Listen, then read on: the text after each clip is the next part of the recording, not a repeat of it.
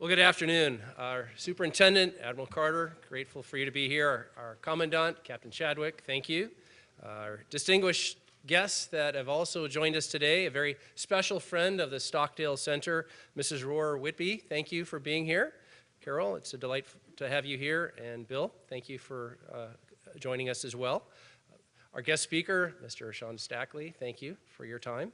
My name is Rear Admiral Blues Baker, and I have the honor of serving at the Naval Academy as the Director of Influencer Development at the Naval Academy's Stockdale Center for Ethical Leadership. And on behalf of our Director, Colonel Art Athens, I would like to welcome everyone to the Honor, Courage, and Commitment Luncheon. The Stockdale Center's mission is to empower leaders to make courageous, ethical decisions, and we envision this luncheon might contribute directly to that mission.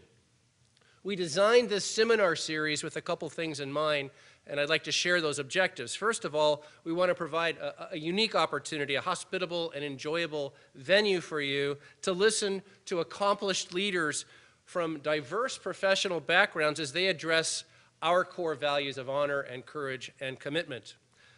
Second, we want to limit our number of invitees in order to enable us as participants to not only listen to the speaker, but also engage in meaningful dialogue with our speaker and with one another at the table. Third, we want to invite midshipmen and faculty and coaches and staff together to encourage interaction within our Naval Academy community. You are key elements, you are key influencers here at the Naval Academy. Finally, we want to send you forward, we want to send you out of here not only full, but also that you're instructed, that you're inspired, that you're challenged and better prepared to lead in a very extraordinary manner. And this is an opportunity for us to to give us some dwell time to do that. This luncheon is made possible through the generous gift of Dr. and Mrs. Ernst Volgenau. Dr. Volgenau is a 1955 graduate of the United States Naval Academy. He's a former Air Force officer who helped develop space boosters, satellites, and computer systems. He taught in the field of astronautics. He's the founder of SRA International Incorporated. It's an information technology firm. It's around 6,000 people. It was listed on the New York Stock Exchange from 2002 to 2011, and then it was combined with several divisions of Computer Sciences Corporation, CSC, to form CSRA. For 10 years in a row, SRA International was on the Fortune magazine's list of 100 best places to work in the United States. Sarah Volgenau is a 1957 graduate of Morehead State University and taught in elementary schools for several years.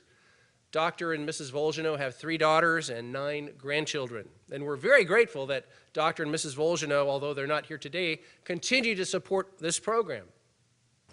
We're honored to have as our guest today Mr. Sean Stackley. Mr. Stackley is the L3 Technologies Corporate Vice President for Advanced Programs and Technologies. Before accepting this position that he's in now in January of 2018, he spent 4 decades in public service, including a 27-year career. Yes, sir. No, no. Thanks, though. We are grateful to have Mr. Stackley here. Let's give it up for him.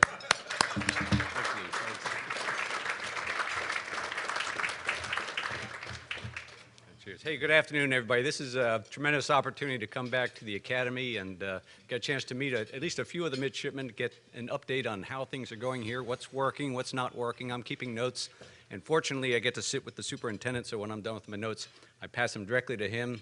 So if you have any recommendations, please see me when we're all wrapped up here.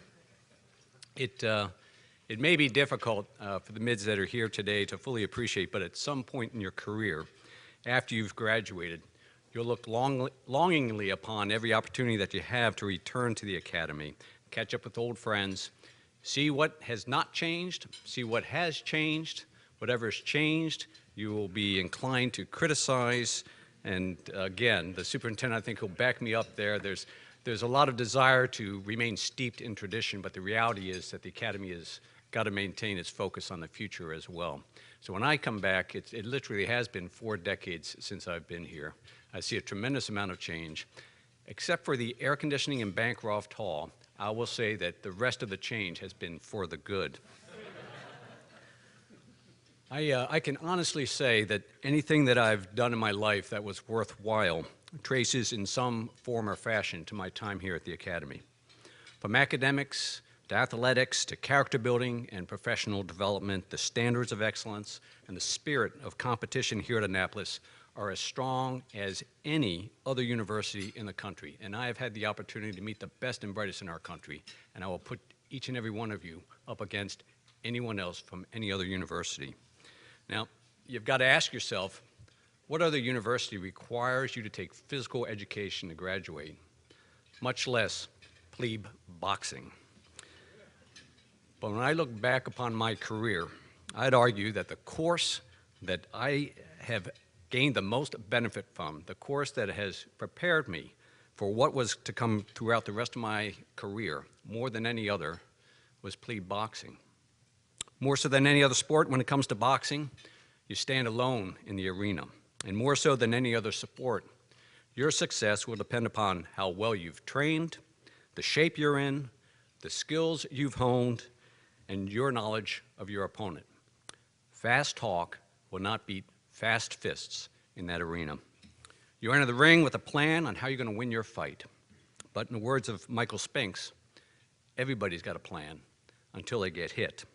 And when you take your hits, you have to shake them off immediately.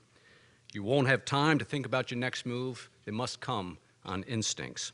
And this is where your training kicks in. And by the third round, those gloves are going to feel like 25-pound weights at the end of your hands. But you remember the coach's rule, don't drop your gloves. Don't drop your gloves, because I assure you, you drop your gloves and you'll be dropped to the mat. That's also where your training comes in. These are lifelong skills that, right along with F = MA and V = IR, I have used throughout my career. At sea, in shipyards, on Capitol Hill, throughout the Pentagon. Anybody here done any time in the Pentagon? You agree? Plebe boxing. And today in industry. But equally important, alongside of what you've longed here are the lifelong friendships that you've formed.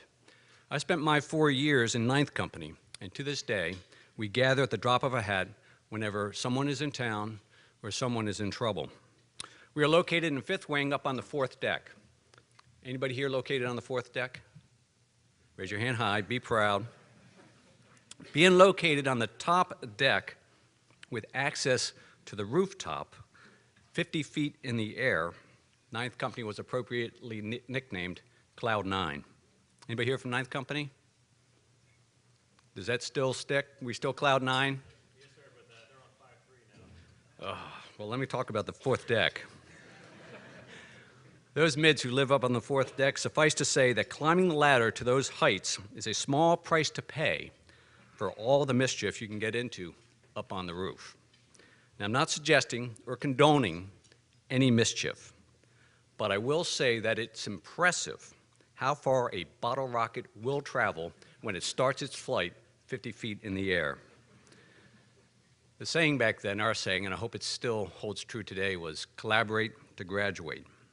We coached, we coaxed, we counseled, and we pushed each other to graduation day. We formed up as strangers on I Day, and we graduated as brothers on commissioning day. For the class of 2019, it is not too early to be thinking about your first set of orders. Whether you're going surface or sub, nuke or air, special forces or Marine Corps, people's lives will be placed in your hands. Not too many of your counterparts at Harvard or Stanford or Notre Dame will carry the same weight that you will carry when they cross the stage at graduation. The fact is that more than merely pursue a degree or a career, you've made a commitment to serve our nation, which is why you're held to a higher standard here than in those more renowned institutions. You can and should take pride in that, but two, if you're honest with yourself, the thought of what is expected of you in the years ahead, it is or it should be very humbling. So what is expected of you? As the CNO highlighted in his description of a day in the life of the Navy, we maintain the watch every hour, every day, on, over, and below the sea.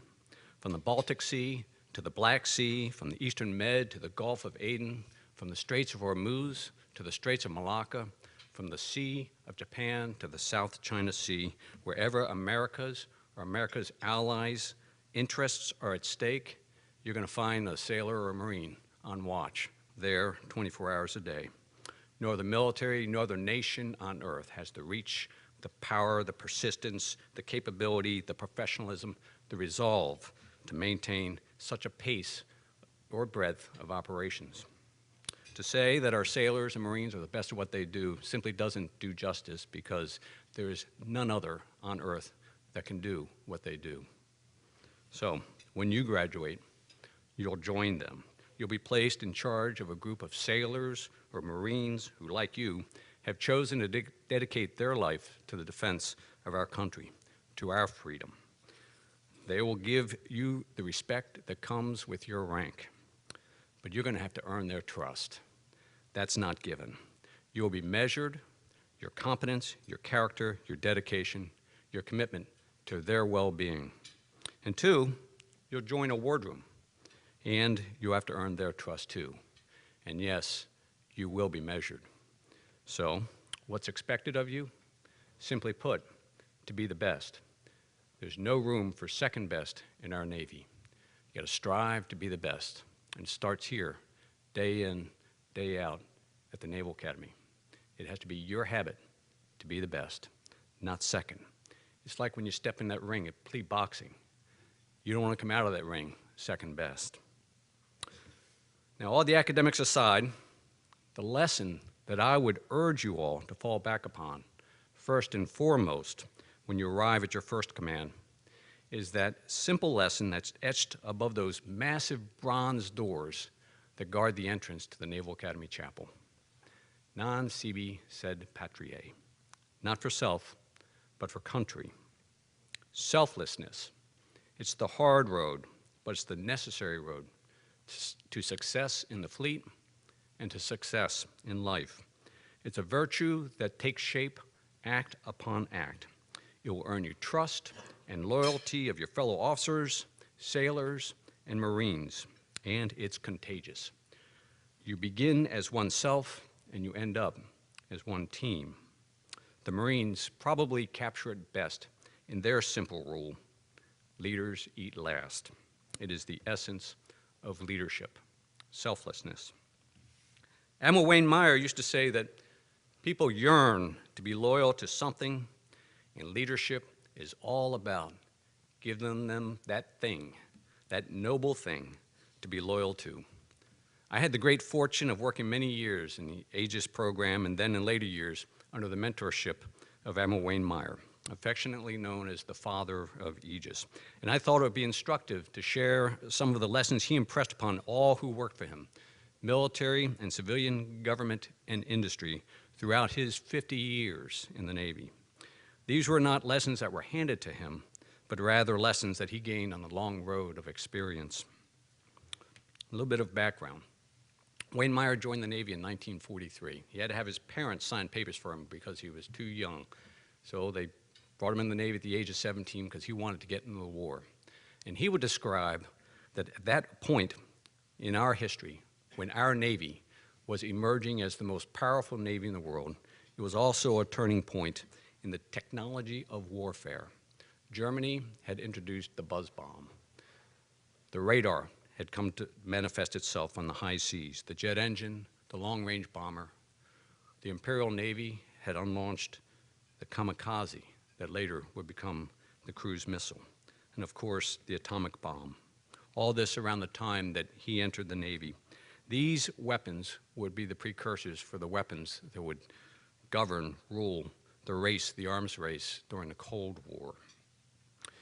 So Meyer went on to become an ordnance officer. He became the best ordnance officer he could and plodded along during his years. Fast forward to the early 60s.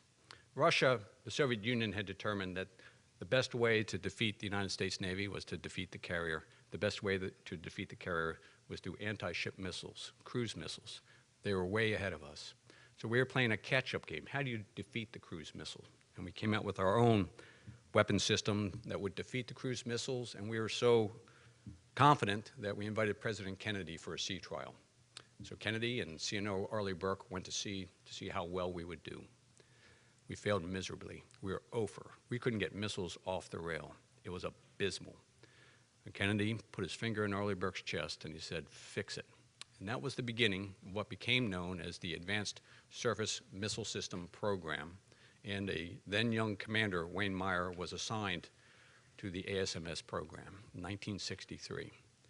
So he went to work fixing the engineering, fixing the technical, working with the industrial base, building a program that in 1970 he was launched as the first Aegis program manager, where he would continue to work for the next 13 years as program manager and the following years as the head of naval ordnance at the Naval Sea Systems Command. In total, he spent over 22 years working on a program that ultimately delivered the Ticonderoga in 1983. 9 months later, she was on the gun line in Lebanon. 27 Aegis cruisers. Arleigh Burke delivered in 1991. And today, we're up to 90 Arleigh Burke destroyers, either in the fleet, under construction, or ready to go to award. Another 20 Aegis ships around the world in foreign navies. It's the most powerful surface combatant afloat. Originally, it was designed to defeat the Soviet Union, and when the Soviet Union collapsed, it went on to take on the tougher challenges that we still face today, ballistic missile defense. And when Aegis demonstrated its capability to knock out a ballistic missile in the sky, the President Obama, in September 2009, announced that we're going to take Aegis ashore. We're going to build an Aegis destroyer deck house in Romania, and it will defend Europe. We will post Aegis destroyers in Eastern Med, and they will defend Europe. In September 9th, 2009. That announcement came the same day that we were laying Wayne Meyer to rest. He passed away. He will be buried the same day that the President announced Aegis will defend Europe. And today Aegis is being called upon to defend America. The Aegis deck houses that are in Romania, we're looking at further in Japan, in Hawaii, and we've got Aegis destroyers and cruisers stationed around the world performing that mission. DDG-140, the current last destroyer in our budget, will deliver at about 2027 with about a 40-year service life. So in theory, she'll go to be decommissioned in 2067, literally a century after Wayne Meyer started the Advanced Surface Missile System and then the Aegis program, a century of maritime superiority. Now, his influence, though, the Aegis ships, that's not what I came here to talk about. I want to talk about his influence on leaders in our Navy. Wayne Meyer influenced everybody he touched, from CNOs, Admiral Ruffhead and Admiral Mullen, who learned at his knee, to most of our surface warfare flag officers, commanding officers of cruisers and destroyers over the past quarter century. You'd be hard-pressed to find a leader in our Navy today that wasn't touched by Wayne Meyer, wasn't touched by his passion, wasn't touched by his demand, wasn't touched by his urge for excellence, because we cannot afford to be second best. But of all those flag officers and senior officers, the one I'd like to talk about today is a civil servant, a gentleman by the name of Paul Mann.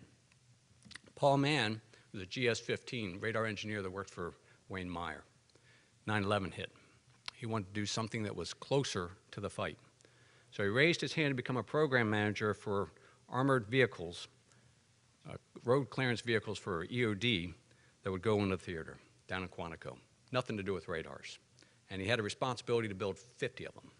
So he built 50 of these road clearance, IED roadside clearance vehicles. And at the time, I was working on the Hill alongside with a counterpart of mine, Creighton Green, taking briefs down at Quantico. And Paul Mann, GS-15, says, oh, by the way, we've built 50 of these. We have none in the budget this year. But what we found is that when one of these vehicles hits an IED, it keeps on going. And the crew, they survive every single time.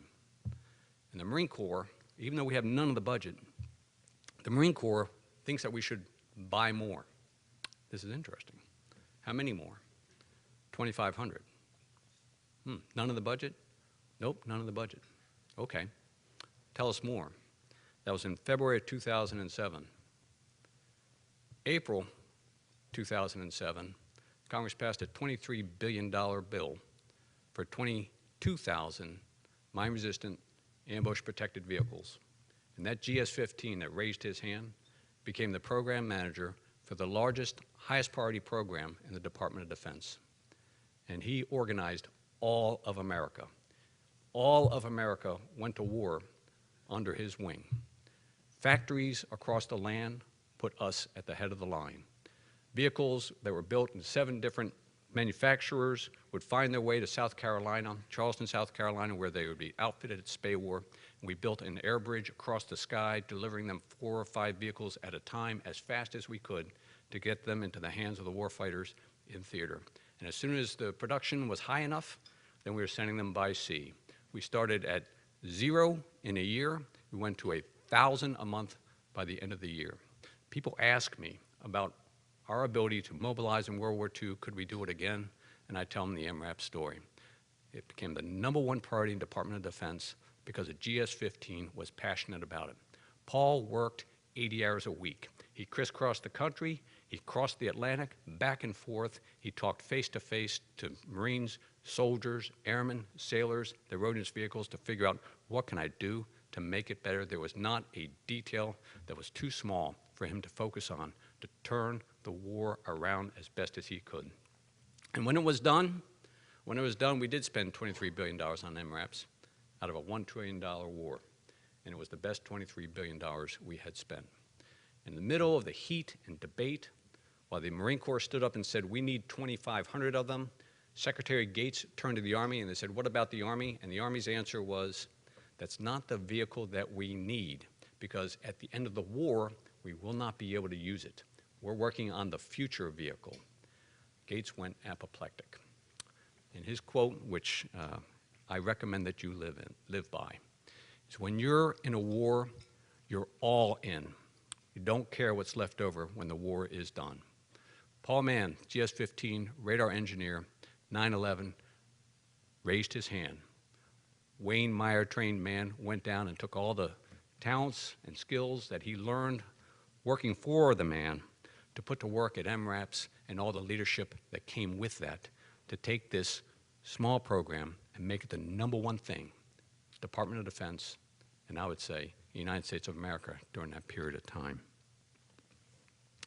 His phenomenal success traced to those lessons that he learned from Wayne Meyer, which Meyer himself gave a tutorial at the Naval Postgraduate School about 15 years ago to try to summarize those lessons, which I'm going to share with you today. He called it profound simplicity. The fundamental rules for problem solving. First and foremost, when tackling the large, complex problems that we face in naval warfare, you must be sure to know what the problem is you're trying to solve.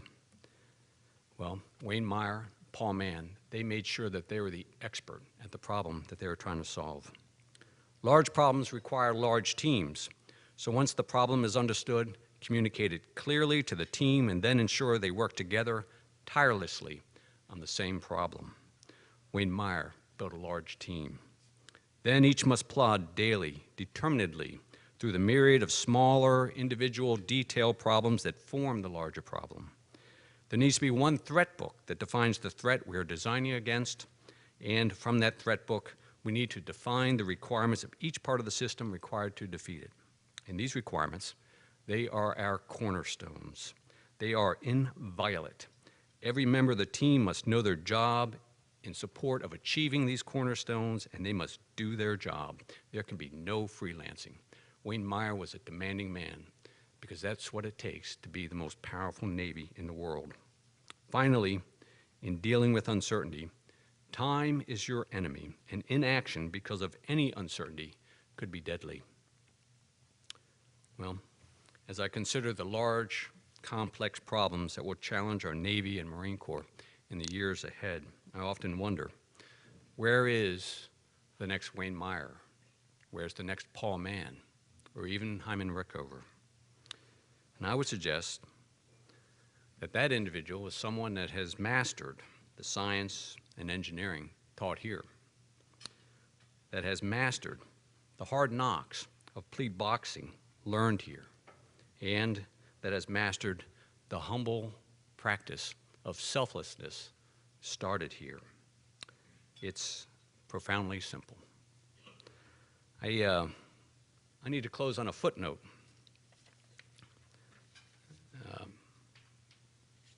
Sadly, ironically, as I put these remarks together this morning, I received a note. Wayne Meyer built a large team. If he was here, he would tell you that the team leader, the guy who ran that team, silently in the background, was a gentleman by the name of Jim Doyle, Vice Admiral Jim Doyle, who was his sponsor in the Pentagon. Today I got the word, Jim Doyle just passed away. God bless him. God bless Wayne Meyer. I will say that Jim Doyle this morning is probably sitting again side by side with Wayne Meyer, listening to Wayne lecture him and just wondering exactly how long eternity might be. But if you don't know who Jim Doyle is, look him up. Learn of his accomplishments.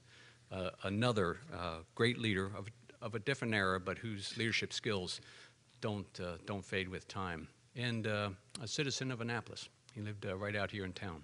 And like Wayne, touched many, many people in the Navy. And I know we are all mourning his loss. So I thank you all for the opportunity to join you. I hope there's some time left over for some questions and answers. I am well practiced at hearings. I've been to no less than 50 of them. So trust me, if there's a question that you ask that I'm not able to answer, I will still give you an answer. Okay, please, let me open the floor. And if you don't have questions, I'll ask you guys some questions. I still remember a few rates.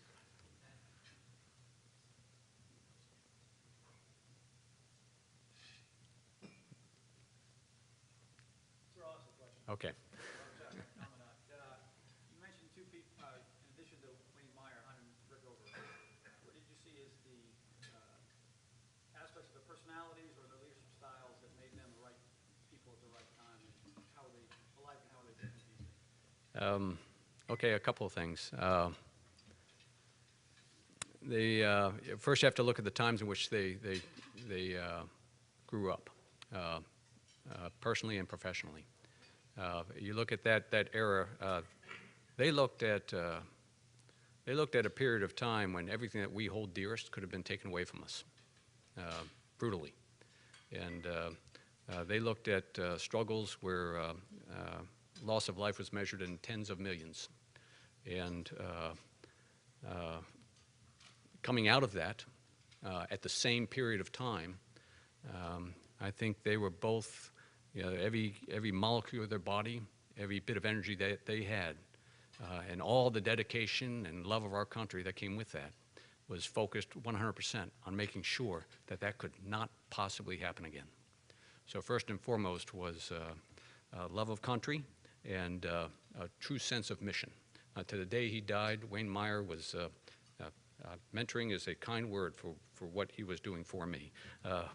I would go over regularly, and he made sure that I never forgot that what we enjoy, what we appreciate, can be taken away from us if we fall asleep on watch. Second was they both had a expert knowledge of what they were working on. Nobody knew ordnance better than Wayne Meyer. Nobody knew systems engineering better than Wayne Meyer. Nobody knew nuclear power better than Hyman Rickover. So they were the expert. They set the standard at what they were responsible for, and they were demanding. They would not settle for second best, okay? They demanded that everybody that fell underneath of them in terms of working on, whether it was nuclear power, submarines, carriers, or whether it was Aegis, everybody lived up to, not strived for, but lived up to that same standard because so much was at stake. Third, they had staying power. Well, Wayne Meyer was was a program manager for 13 years. He was inside this ASMS Aegis Weapon System for a total of 22 years. That's staying power. Rickover, Century. I mean, he was, okay, and staying power, in order to have staying power, you have to be good at your job, and you have to be able to go toe-to-toe. You have to take risks, you have to put it on the line, and you have to be right every time. And they were able to do that. And I'd have to say that Wayne Meyer looked up to Rickover. He used Rickover as the example for engineering inside of the Aegis Weapon System. So I don't know if that covers it all. Be the best at what you choose to do. Have a passion. Small fire creates little heat. Build a big fire.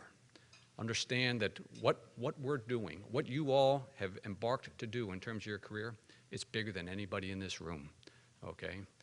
But when everybody that you're associated works together, I'll tell you, you can get anything done, okay? I'm getting hooked? Any other questions? Please. Listen, I have to go back to work when I leave here, so I'm... Service Shipman Gilbert Wright, 22nd Company. Just looking back at your time as midshipman Stackley, what would you say your biggest weakness is, and I guess how can the midshipman kind of learn from perhaps your mistakes? Wow, that's a question I've never received before. Let me think about that one. That is a good question, though. Okay, this is probably not the answer you're expecting. One of the things that I tell people, I'll give you all the long list of everything that you should do. Hard work, study, work out, everything that you should do. What I should have done more was laugh at the world, okay? As important, as critical, as hard as everything that you embark to do is. One thing that's really important, if you're going to succeed, if you're going to stay in it for the long haul, you got to stay healthy, okay? And your health is not just physical fitness. You got to learn. Sometimes, I can remember coming back from a final exam. I took that textbook. I winged it across my room, almost killed my roommate, and he said, "You didn't do very well on a test, I take it." Sometimes you just got to laugh at the world, okay? Work hard, play hard. I probably failed on the latter half of that while I was here at the academy. But I will tell you, those bonds that you form with the people here, they are a lifetime if you nurture them. And so this isn't about me, this is about you all. Nurture those relationships. You will constantly run into your classmates. You'll be in a far corner of the world, you'll be in a Pentagon, God knows what the situation will be. You're going to run into your classmates, and you're going to want to be able to shake their hand and look them in the eye and ask them, "How's it going? What have you been up to?" And help each other out, okay? And I'll come up with a more thoughtful response to my failings otherwise, but I'll start with that. Please.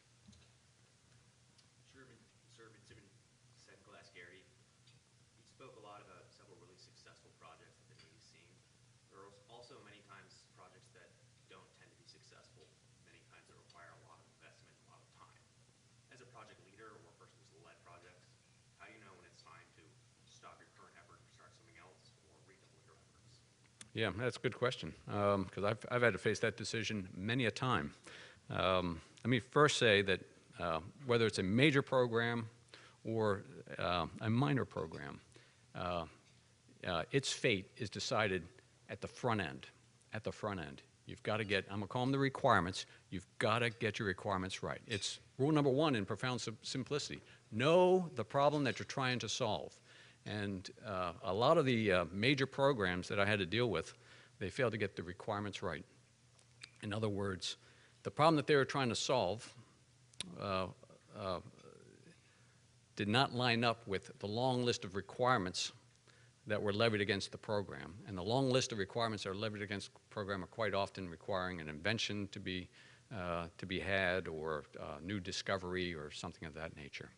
So it comes down to making sure at the very front end you understand the problem, and the technical solution that you're going after to solve the problem is matched to it. Now the second part, in terms of when do you kill and when do you press on, that is a tough question. I'm going to give you an example of the Ford class carrier. No, actually, I'll give you two examples. One is the Columbia submarine. Okay, I was sitting in what we called a gate review with the CNO on the Columbia submarine, trying to decide what the requirements would be for that submarine. And everybody was high-fiving around the room. Everybody was wearing dolphins, except for me and the CNO. It was Gary Roughhead at the time. And I said, well, this is a tremendous submarine we're about to design and build. Only one problem. The nation will never be able to afford it. It was, there was so much that did not exist that we are going to bet the farm on, that it was clear we cannot afford to go down this path. And so I threw the flag. So at the very beginning, and Admiral Roughhead, he banked me. He said, okay, we'll take another year, we'll revisit these requirements, and let's take the unobtainium out of the requirements, and let's get it down to what this boat really needs to do. And now Columbia's off and charging. I mean, we're designing and building as I speak. The other was a different scenario, and it was Gary Roughhead again. This was the carrier, the CVN-78, the Ford. And it had to deal with this system on board the Ford called Electromagnetic Aircraft Launching System. Okay, and if you do not know what it is, the easiest way to describe that people understand is, instead of the steam catapults, we're going with an electromagnetic system that's a lot like a ride at Disneyland, okay, to accelerate the aircraft off the carrier for a lot of good reasons, But at the time that I got involved with it, we were a year or two into the design and construction of the ship, and well, Naval Reactors thought it was too risky. Naval Reactors wanted to cancel it and go back to steam. Now, you have to understand, if you cancel a system like that on a carrier a year or two into the design and construction, the cost and schedule is a year or two, and plus some number of billions of dollars in terms of impact. And before you make a decision like that, you got to be damn sure it's the right decision. So we took time out on any decision at that point in time, and I got the best minds in the country to come together, to look at the system, and to weigh the most basic question: will it work? Will it work? Not what's it going to cost, how long is it going to take. I just want to know, can we make this technology work? And the answer that came back was unanimously yes. Okay, now let's talk about the design. What risk is there in the design that's going to stop us from making it work? We flagged that. Now, what does this mean in terms of cost? We flagged that. And so the answer, when you just methodically walk through each step, said it will work, the risks are known and manageable, there is cost risk that you've got to cap. And you weigh that against the alternative of canceling it, billions of dollars, a number of years, and oh, by the way, Congress, they'll kill us. Not that that's a technical consideration, okay, but there's a lot of spillover effects to everything else that we do. So to me, it was almost a no-brainer. What made it a no-brainer was I went to the company that was responsible for emails, and I said, you know what? If we're going to bet our carrier on this capability, you're going to bet your company. And so we rewrote the contract such that they owned the risk in terms of cost and schedule. We would ensure that the system worked so that the risk was balanced, we get the capability that we wanted in the long run. We didn't avoid the disruption and the impact of canceling and going back the other way. That template, you know, is the template that I would recommend. Make sure the requirements are right before you start, and when you get down the path, when you run into a problem, understand your risks, map it out in terms of all the alternative outcomes, and then figure out how you're going to deal with each alternative to lead to your final decision. Okay? Take the big problem, just there in profound simplicity. Take the big problem and break it down into the smaller problems that add up to it, because The big problem will intimidate you. The small problems, guarantee you, you'll know what to do with them. Okay? All right. Hey, look, I thank you all for your time. I know you're dying to get back to class, things of that nature. I've got time afterwards. If anybody wants to, has some specific question, what have you, of interest, I'm more than happy to share more time with you. Okay? Luz? Thank you. Thank you. Don't leave yet. I got something for you. We want to present you something. So, just profound simplicity, not for self, but for country. And we heard it today by someone I didn't get to introduce, but if you've heard right now, we've got someone in this room with a legacy of a Wayne Meyer, with a legacy of a Paul Mann, with a legacy, I think, of Jim Doyle, who you remembered for us. And I just got to say, listening to the amazing ability that you have to bring those requirements and then having the resources follow that and identifying those requirements, coupled with a super vulnerable question that you answered, just makes me want to follow you. You know, we talk about leaders that will follow through fire. We talk about leaders we'd rather just push into the fire. I want to follow you, so thank you. The moral mission of the Naval Academy, as a former navigator, surface warfare guy on a FFG-1, the compass was the most important part of the ship. It has to tell you where you're going to go. And we all need a moral compass.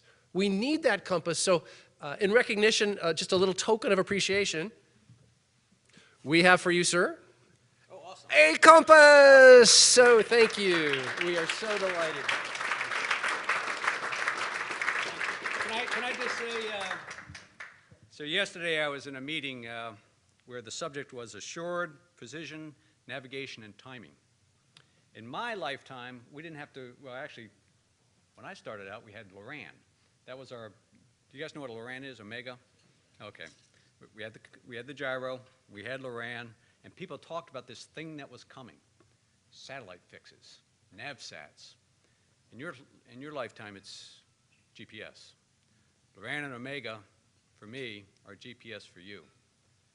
But also in your lifetime, GPS is going to be defeated. And so my day yesterday was spent talking about how do we provide assured precision, navigation, and timing. And we actually talked about going back to compass. Okay, it's what's old is new. Any double E's in here? Any radar engineering guys in here? Any timing guys? No? I got to tell you something. The problem that we're working on, the problem that they're working on Department of Defense, the problem that they're working on DARPA is going to be the problem that you have to deal with as an operator. What do you do when GPS goes away? Because guaranteed, China's working on that problem right now. They're working on it going away. You got to figure out how you're going to fight without it. Good reminder. Yes, sir. And for everyone, thank you for being willing to stick around for a few minutes. And Mr. Stackley also offered this book for you to read. It's Malcolm Gladwell's Outliers, and it is available for you on your way out. As you pass the desk, we'd like to thank Ms. Marge Bem over there for her work as a Stockdale Center Senior Staff Associate, and Mrs. Jacqueline Dana, who is also the Center's Educational Specialist, for making today possible. And you will receive a seminar evaluation within a few minutes after this, so please take 5 minutes and respond to us. We're very grateful for you being here, and God bless you. Thank you.